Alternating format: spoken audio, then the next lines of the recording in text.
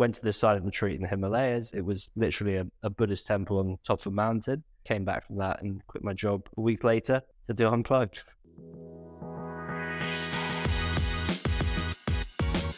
Welcome back to 40 Minute Mentor, the podcast on a mission to raise aspirations and inspire the next generation of category-defining founders. From purpose-led entrepreneurs to Olympic champions, you'll learn firsthand from today's successful leaders on what it takes to be brilliant, all in just 40 minutes. Today, we're kicking off a brand new 40-Minute Mentor feature all about wellbeing. Over the next 4 weeks, we're joined by experts in the fields of physical, mental, emotional, and financial wellbeing. In our first installment, we're joined by Hector Hughes, the co-founder of Unplugged, who offer digital detoxes in off-grid cabins for busy people to switch off. Unplugged has quickly become hugely popular, not only with individuals, but also businesses who now include the experiences as part of their employee wellbeing offerings. I'm really excited to chat to Hector and find out all about his journey with Unplugged, the benefits of a digital detox, and his plans for the future. So, Hector, welcome to 40 Minute Mentor. How are things? James, thank you so much for having me. Yeah, great to be here. All is well.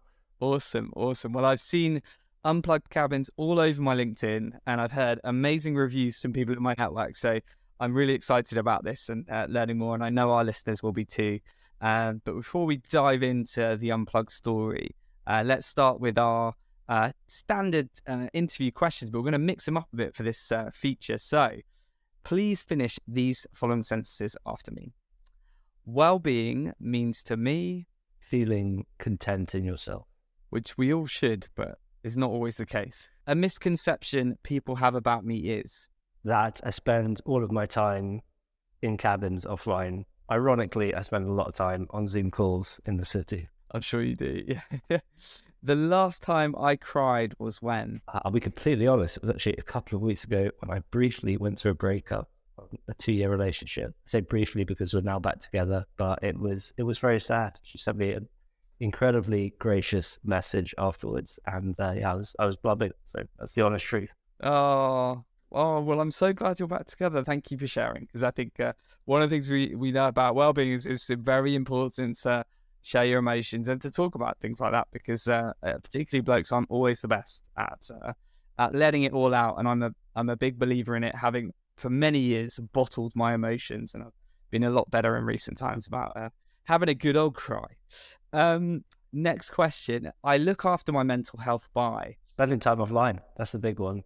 Do all the classics, walking, I love, meditating, etc. Like, we all know what we need to do, right? We need to exercise more, eat better. But that all starts with spending time offline, because if you're scrolling through your phone all day, then you're just not present. It's much harder to do everything else. So true. And straight after this, I'm going to walk to get my daughter from school, because I've had a day of back-to-back Zooms and I really just need to be in nature and the sun's shining. So no, it's very, very, very true. And finally, if there was one thing I could change about entrepreneurship, it would be... I think probably the over-glamorization. Like, it is just like almost the cool thing to do these days. And, it's obviously a very exciting and fun career in many ways, but it's a lifestyle choice. And, there's a lot of shit days as well, if I could swear. So, and I think, I mean, stuff like your podcast is really helping in this space, but I think people know that kind of intellectually that it's hard, but really they think actually that looks cool and easy, etc. So yeah, just demystifying a bit of the glamour. Yeah, very, very true.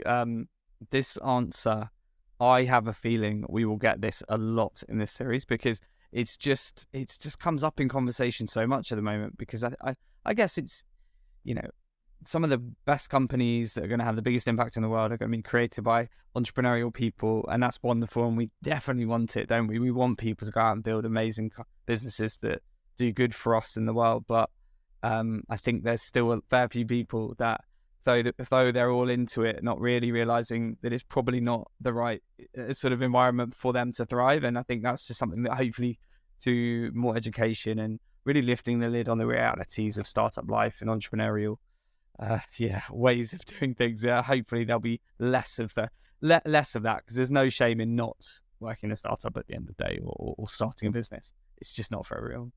Brilliant. Well, thank you, Hector. Great to already get a snapshot into you, and we'll come on to do that for Unplugged. But before we do, we'd love to just hear a little bit about your earlier career. What did you do before, and what led you to start your own business? Yeah, for sure. So I was an exec at a tech startup. Me and my co-founder were we were early employees, like the two first hires on the commercial side, him before me. And to be honest, ended up in startups because I couldn't get on a grad scheme after university. And applying to a bunch of random things. No one offered me a job. And a friend of mine was like, why don't you just go work at a startup for a year? And so I sent out 20 job applications and got one offer, which was from this company called Nobly POS. And it's iPad-based till system. So if you go into a restaurant or a cafe and using an iPad for the till. So yeah, fantastic experience. We did the whole, high growth, international expansion, absolute shit show behind the scenes, as these things often are, but a really amazing learning experience. I was a bit of a jack of all trades, master of none. So I did sales for a year, wasn't great at that. And then I transitioned to product. So running out the product works, that was fun. Went over to Uruguay where our development team was, still wasn't particularly good at it, I would say. And then I ran growth for a year, which was effectively marketing. And fantastic experience. But then I just got a bit burnt out with it. It was, we were kind of gearing up for a big Series A, and I guess I was starting to find less meaning in what we were doing. And again, although I think was well suited to the startup environment, like I wasn't particularly good at any of the jobs I was doing. And so at the recommendation of a friend, I ended up at a silent retreat in the Himalayas in September 2019. And part of that, I think, was a general dissatisfaction with life. Like I was, always very sociable, like going out a lot. And that just started to kind of clash with actually really wanting to kind of commit to something and do something with this startup. So yeah, was generally dissatisfied with life. Went to this silent retreat in the Himalayas. It was literally a Buddhist temple on top of a mountain. And the best thing about that is when you get there, they take your phone off you and you just spend 10 days cut off from the outside world. So very cliche, but I came back from that and quit my job a week later to do Unplugged. Wow, incredible. And I guess that experience clearly was a big factor in why you created Unplugged and the benefits you have from that experience. That's super cool. I guess I'd be interested to know what have you found most surprising about founder life, and when you look back to before you set up the business, what do you wish you'd have known before you'd have gone down that path? The two answers are different there, because I think what has surprised me, I was very close with the founders at the previous startup, so I had seen a lot of their aches and pains, but I was still surprised by how hard it is. Like you always I think a lot of founders are very optimistic, which is what makes it possible in the first place. But then that optimism also, gets you thinking, I just need to, it's just this funding round, then the next one will be easy, or it's just, it gets easier. And it never gets easier. I think that surprised me. Even though people told me, you have to experience it for yourself. The problems just change. I'm glad I didn't know that, because you need that naive optimism in the early days to really drive you forward. So yeah, I would say there's a great expression, beware of wisdom not earned. And I think that is very true. You have to go through everything yourself. So, you could know this or that, this is going to be hard, this is going to be easy, that you need to, build FOMO during a funding round, like whatever it is. But it's only actually by trying it and inevitably failing at it, and then trying it again, and then, eventually starting to figure it out, that you really learn something to your core. So I'm very grateful for all of the naivety in the early days. And I actually think one of the biggest advantages Ben and I have had in this space is we were not from the space, because we've seen lots of other companies in the last few years launching concepts who were very strong in one area, because it's a space that covers a few different areas. You've got cabins and architecture, you've got land side of things, you've got building a consumer brand, then the short-term rentals operations. And what we saw is really strong teams in one or two of those areas that then maybe didn't have the grit and honestly humility to figure out the other ones. And I think because we couldn't do any of it, we had to figure it all out from the start. So that's really, because as you know, a huge part of it is the staying power, right? It's that kind of just pushing through when it gets hard, and so it helps to be a real beginner in that sense. No, that's a great answer. Thank you. Well, Unplugged has exploded in the past year or so. I mean, I've seen it a lot. It's been getting incredible reviews, but I'm conscious there may be some people listening to this that haven't come across the business. So for those listeners, can you share your elevator pitch for the business and explain a bit more about how the process works? Very simply, we're helping people live happier lives by providing digital detoxes, off-grid cabins an hour from city life. We're literally putting cabins in the countryside. We work with landowners on a revenue share, so farms and estates, and they're people usually from London, but we're starting to spread out across the UK. So it's either you come on your own or you come with your partner. Upon arriving at one of our cabins, you always stay for 3 nights. And upon arriving, you literally padlock your phones in a box. We give you a map and a Nokia and leave you to it. So there's no agenda when you're there, and people say that the time goes by really quickly. And what people end up doing is it's just the basics. So people walk a lot, they talk a lot, they read, for example. So we just try and make it a space to really do those things well. I think some of the great feedback we get is that it's been years since people actually just read a book in a weekend, Like that's fantastic feedback to receive. And so we try and position it somewhere between a retreat and accommodation, because there's lots of great accommodation out there, but the problem is, these days you're just sitting scrolling on your phone.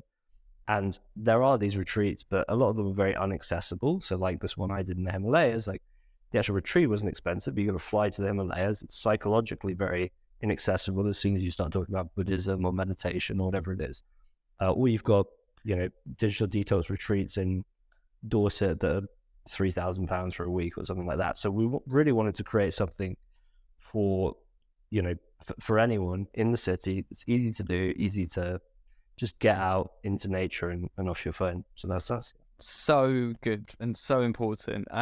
What you mentioned, kind of reading a book being, and this is one thing why I know I need to book myself on, because I love reading. I haven't read a book for pleasure for far too long. If anything, that is one of the biggest reasons for me to do it. But what have been some of the other benefits that people have seen from staying in the cabins? So the big one is a change in perception.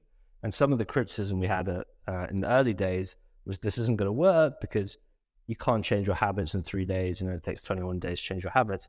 And actually that misses the point, because it's not about changing your habits. It's about changing your perception. Most people who come and do it haven't spent a day off their phone in the last decade.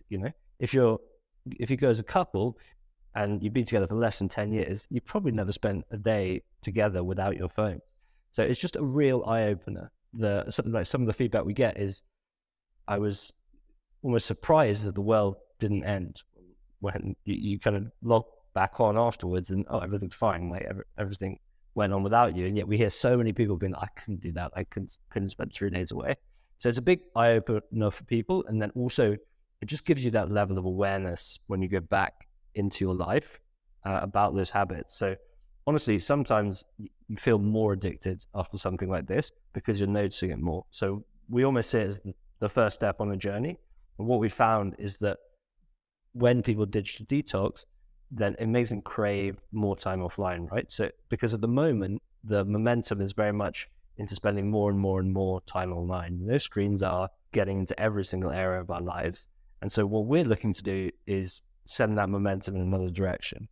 Can we get people start craving time offline so that it's not just when they come stay with us in the cabin, but they leave their phone at home when they go to the shops, or, if you're a couple, you go and spend one night a week having dinner at a restaurant and leave your phone at home. So yeah, it's really about, I almost see us as a behavioral psychology business as much as a cabin business. And it's really about how can we move society in a different direction. Yeah. Oh, it's fantastic and really needed. Everyone listening to this will probably be on their phones far too much, and we go out to restaurants and everyone's on their phone still not talking to each other. And I think it's you can really see how impactful this can be. I guess it's linked to the last point you said about us being we are all very reliant on our phones. And I think that has become addiction for most of us, although maybe we don't call it that, but it definitely feels like we're addicted to our phones, addicted to scrolling, addicted to always being on, and so therefore the concept of Unplugged for many will be very daunting.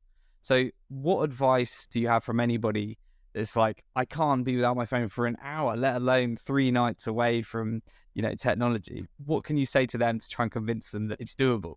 Well, I mean, the obvious thing is just come and try it, because we've heard that so many times, and then actually people love it afterwards. We've got there are various people who kind of are more anxious before they come and stay, and then they'll actually have a call with one of our team, and that helps in the process. So we're here to help if anyone does want a bit of coaching into it.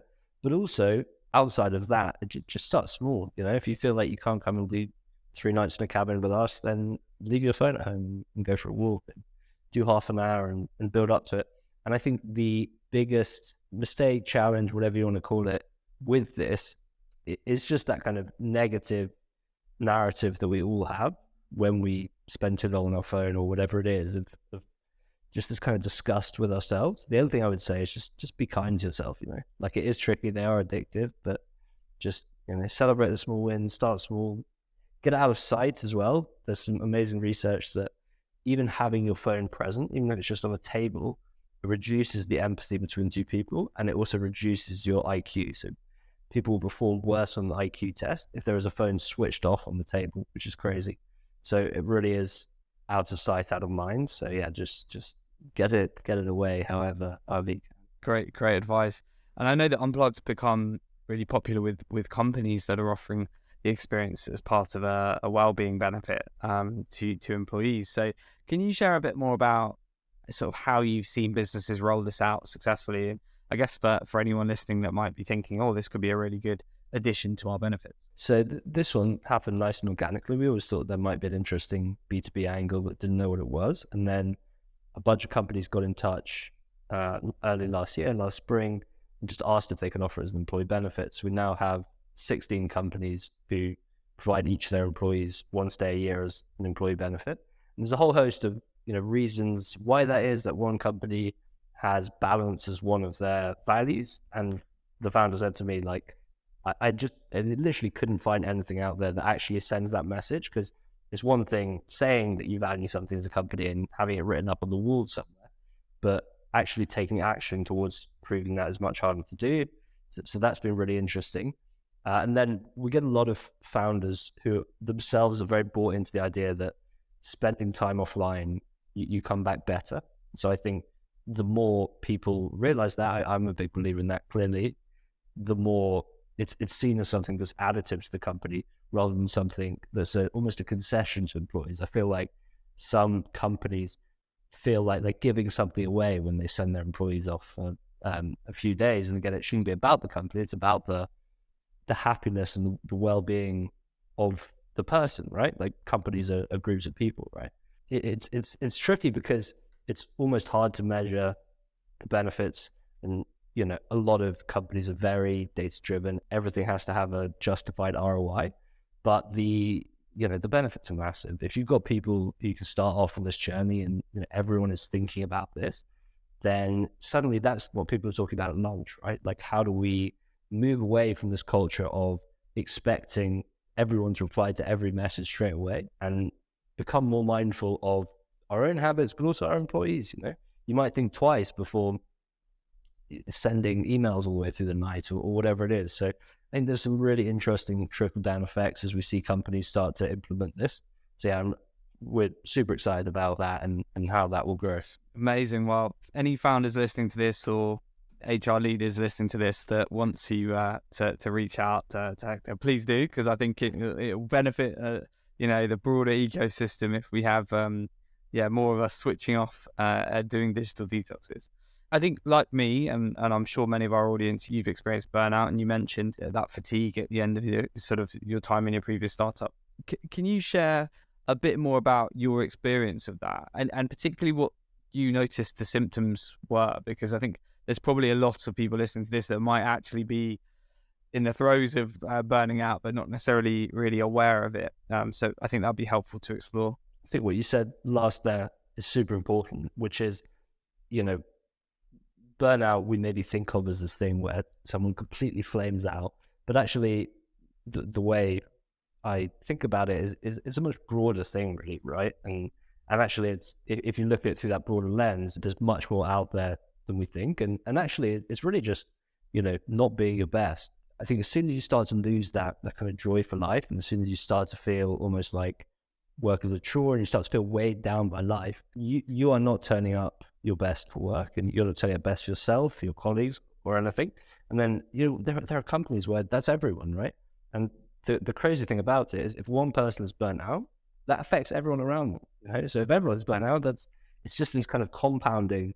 I shared a flat with someone who was paralegaling in a law firm a few years ago, and the whole company, I think it was 150 person commercial property law firm. I won't name them, but they're in the name anyway. And the whole company was just on the verge of burnout. I think, and the issue is that in that situation, when you're really busy and you feel behind, because that's a big part of burnout as well, it feels like you're struggling to keep up, then, our default reaction there is just to get busier. So I think in my last year, to talk specifically at this tech startup, I was doing this job that I wasn't great at, I'll be honest. And I probably felt a bit insecure about that, wasn't getting the results that I wanted or it should have been. And so I overcompensated by working harder and just being busy. I was doing public speaking classes in the evening, still kind of socializing a lot. And I was just going busier and busier because I thought that I needed to add something. And back to your very early question about well-being, I think so much of looking after well-being is not adding, it's subtracting, right? It's like if you take away all the things that bring the suffering, then, all we're left with, like, I'm a big believer that in there humans are content and happy. And it's just all the crap that we layer on, all the traumas and the busyness and whatever it is. So, yeah, I think it's difficult because when companies are on the verge of burnout, then it's just this busyness epidemic. So the tricky thing is recognizing it and doing something about it. Absolutely. And for you, what did your recovery look like when you did burn out? What changes have you made since to the way you work to hopefully avoid future chances of burning out? Well, so I'm fairly low stress generally, but then in the summer of 2019, I was stressed out. Like I could feel stress in my body, which is the first time that had really happened to me. So I really felt like there was an issue, and I'd been meditating a bit, using Headspace, etc. I listened to enough podcasts to realize that meditation was a way out of that. So I started something called transcendental meditation, which is 20 minutes twice a day, and that just worked like magic. Honestly, really from the kind of first week, it made a huge difference. Still had that kind of dissatisfaction inside of myself, but what it did, and what I find that digital detoxing, meditation, all of these things, once you get one of these right, then it starts to propel you into other good habits.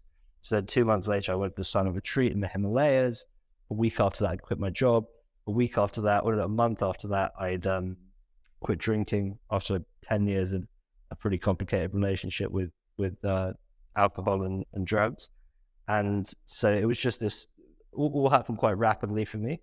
And obviously that's not always the way, but it's just this momentum thing. Just start to do something. And they say the best meditation habit is the one you can do daily. And it's like that with any sort of well-being. Like, don't worry about getting up at 4 a.m. and doing a cold shower and going for a 2-hour walk and coming back and meditating for 3 hours. Like, just start small and just do something that you can manage every day. So I think that is really important. My biggest bit of advice for overcoming burnout would be just do less. Like, you don't have to do as much as you can do. And so just slow down.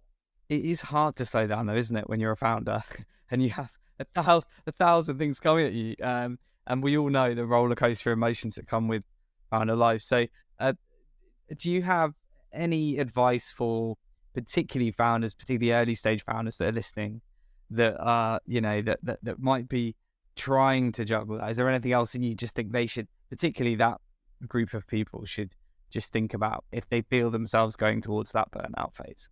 Yeah, for sure. I mean, the same again, which is slow down, because it's with like everything about being a founder is the same problems, but times by 100, just due to the intensity of it. And again, there is just this, imposter syndrome is so prevalent. It's hard not to be in the early days. You're seeing all these success stories on LinkedIn, whatever it is. And so you just feel like you have to throw yourself into work. The other tough thing about being a founder is, there's always loads of things that need fixing, and that never finishes. What I would say is, like, you can take a step back, because it's by slowing down that by going a bit slower, you're going to go much faster in the long term.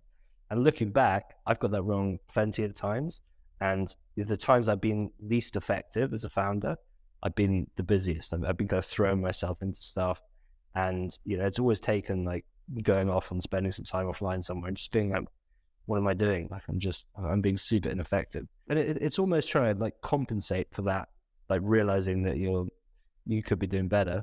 And there's a great little book called Parkinson's Law, which is written by a British naval historian in the 1950s or something. And Parkinson's Law, very simply, is work expands to fill the time available. And what he talks about is, basically, we just create work. And what I realized in my last year at this tech startup when I was running growth is 95% of what I did was a complete waste of time. It didn't move the needle at all. And I am a lot more effective than I was then, but I still reckon 90% of what I do is a waste of time.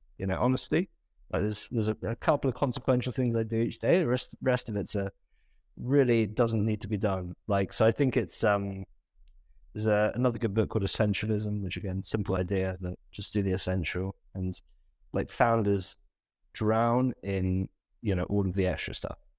And a lot of it just doesn't need to be done. Obviously there are some edge cases, but generally I'd say that's the case. Yeah, it's wise words. I think probably something I needed to hear today, and I hope others listening too can benefit from that. Thank you for sharing. I really think what you're doing is so important, and I'm sure lots of our listeners will be getting in touch to book digital detoxes after hearing this. And I really hope that it won't just be those experiences, but it's also that bringing it into our everyday lives, which you mentioned, which is kind of a big part of that changing of the habit. In terms of thinking about how we can sort of repair that broken relationship we have with technology as a whole, it's quite hard to escape technology. But maybe particularly thinking about founders, that are listening to this, or employers that are listening to this, is there anything you would advise in terms of how we can get our teams to switch off a little bit more, look after their well-being better, not be online as much? Is there anything you think that would just be worth sharing to try and drive some slightly better behaviors and habits around that sort of stuff? I think, first it's just setting boundaries and also setting the example, right? Like, you can say a million things, but fundamentally it's about what you do. And one of the anecdotes I love is that Stuart Butterfield, the founder of Slack, bans anyone from being on the company Slack outside of working hours, which I think is great. And again, companies are remote; they're all the way around the world these days, so that might not be feasible to have fixed hours. But it's just taking that idea, right, of just setting boundaries and just really, acting to show that it's important to people, and doing it yourself. So don't be afraid to take time off and just kind of model that. And the other thing is, encourage people to do it themselves, like send people away. You hear about managers kind of banning people from checking their emails on holiday. I think that's great, because it comes from a place of love and care, and fundamentally that's the best thing for anyone. Like, a team member is going away because they're burnt out and they need a rest, so you ask them to check this or that, or they're away, then that's not good for anyone, especially not them, but also for you, because they're going to come back not rested and burn out again in the next 2 weeks. I think the key is just to prioritize it, just to prioritize it, and the how you build the company and how you communicate about these things. Really, really great advice again. Thanks so much, Hector. Before we come to a close, I just wanted to talk a bit more about, the business is going so well, and we've already shown that how rapidly it's expanding and how many companies are sort of getting involved as well. But what have been the highlights for you since you started the business? What's been the kind of standout moment? And I guess I'd also love to hear sort of what you've got coming down the line in the future, what we can all look forward to when it comes to Unplugged. So in terms of the highlights, I was reflecting on this at the end of last year, that every year when I look back, we've been going for 3 years now, the highlight of the year is inevitably to do with a person who we brought on. So it's, we started working with this person, and I'm just realizing as we go that a company, as I said earlier, it is just a group of people. And so who you have as part of that company, I'm just a small cog in the machine now. The biggest highlight has just been the people that have joined and come along for the ride, and that continues to be the biggest source of strength for me, but also for Ben and I think the others in the team as well. So yeah, really seeing the team get behind it, but also just people outside of the team as well. I think it's an amazing thing to, just to hear someone excited about what you're doing. Like, a lot of people have got behind this as a concept, and a lot of people come and have an amazing time. And so it does just feel like, we're doing the right thing, and we're, I don't know, on the road to make it happen, I guess. So there's a satisfaction in that. And then there's a lot of joy in, the people involved along the way. And then in terms of what's next from us, we're super early in the space that's going to be massive. Like, we're only going to get more addicted to our devices. And so there's always going to be huge scope for space to get away from that. So if we can really create a category around unplugging, and it looks like a lot more of what we're doing now, we want to spread out across the UK, go to Europe and beyond. But I also think we want to go much, much deeper in this market. And that might look like, other unplugged experiences. It might look like, more things between your cabin stays, dinners, evenings, whatever it is. And yeah, I think really just listen to customers and just see what people need, because it really feels like there's an opportunity to create a movement around this.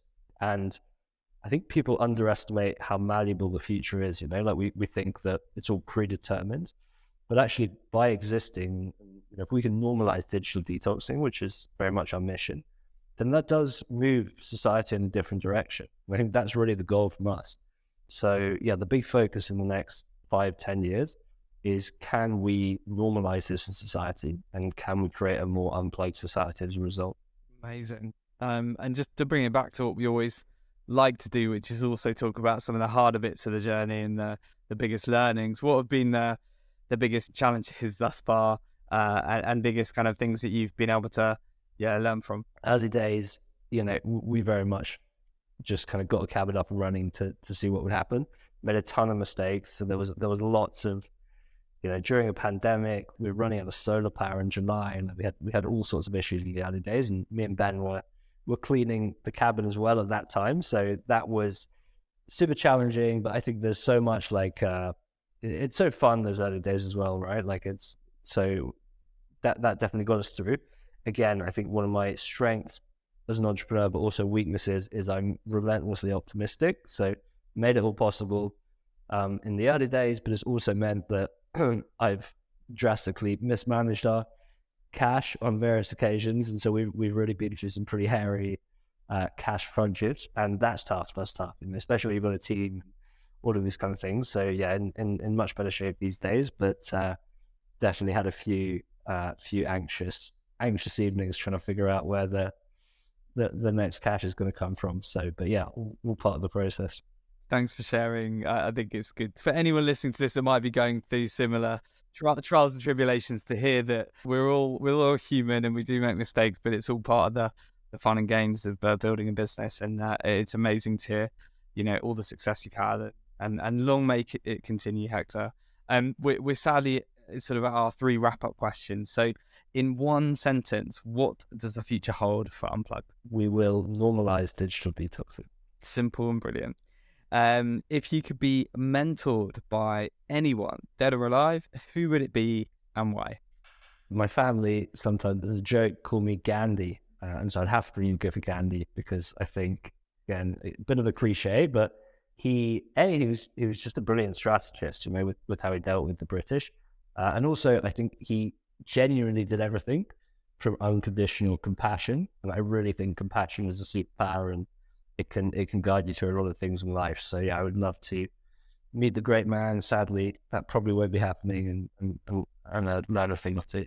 Love that. As somebody that wrote the dissertation on Gandhi's assassination, I have a lot of time for that answer. Finally, what's the best piece of advice you've ever received that you would like to leave our listeners with? Yeah, lots of great advice, but a few months before the startup journey, I was a member of Toastmasters Public Speaking Club, and one of the members there said to me, after I didn't place in a speaking competition, she said, "You're only competing with yourself." And that is something I've gone back to time and time again, because it's so true. I think we spend so much time looking out that, we really benefit from just looking in. Great place to end it. Thank you so much. I think we We all need to hear that. So thank you very much. It's been a pleasure, Hector. Thanks for all you're doing to help us digitally detox. I really hope our listeners will check out Unplug. I know I need to too. So feel free to hold me to account on this one. Look forward to booking a stay at some point soon. But thank you so much for taking the time, and wishing you all the very best for the year ahead. Not at all. It's been a joy. Thanks, James.